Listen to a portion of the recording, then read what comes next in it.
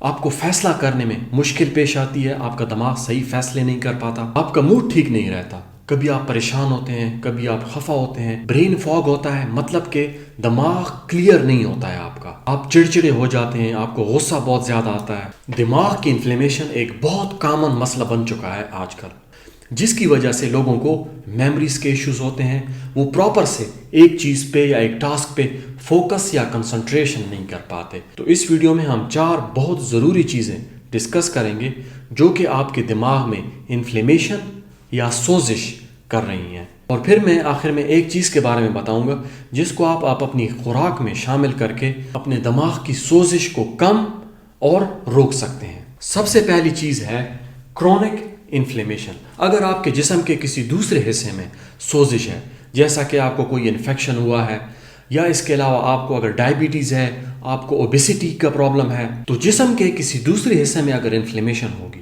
تو اس کی وجہ سے ایسے کیمیکلز ریلیز ہوں گے جو کہ سوزش کو زیادہ کرتے ہیں، سوزش کو بڑھاتے ہیں۔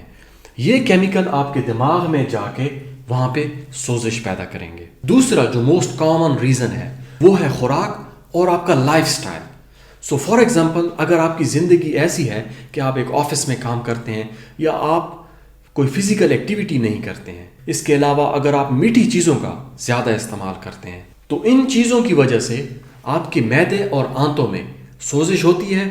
چونکہ آپ کا معدہ اور آنتیں ڈائریکٹلی دماغ کے ساتھ کنیکٹڈ ہیں، تو اس وجہ سے آپ کے دماغ میں بھی پھر سوزش ہو جاتی ہے۔ تیسرا، سٹریس اور مینٹل ہیلتھ۔ آج کا لائف بہت سٹریسفل ہے، آپ کو کام کی سٹریس بھی ہو سکتی ہے، ریلیشن شپ کی سٹریس، یا اس کے علاوہ اگر آپ ایمبیشیس ہیں تو آپ کو گولز کی وجہ سے بھی سٹریس ہو سکتی ہے۔ اس کے علاوہ کچھ دماغ کی کنڈیشنز ہیں جیسا کہ اینزائٹی اور ڈپریشن، یہ بھی دماغ میں سوزش کا باعث بن سکتی ہیں۔ چوتھا، انوائرمنٹل فیکٹرز۔ ہوا میں آلودگی بڑھ رہی ہے، ان کے علاوہ اور بھی بہت ساری وجوہات ہو سکتی ہیں، لیکن یہ 4 بہت کامن اور اہم وجوہات ہیں۔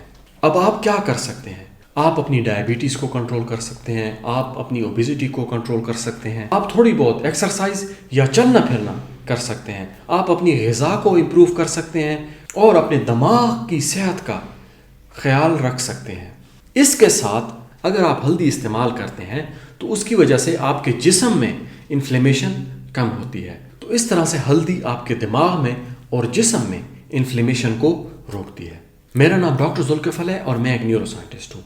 اس چینل پہ ہم دماغ کو اور زندگی کو ڈسکس کرتے ہیں جو کہ بہت زیادہ ضروری ہے۔ اگلی ویڈیو میں آپ سے ملاقات ہوگی۔ Thank you.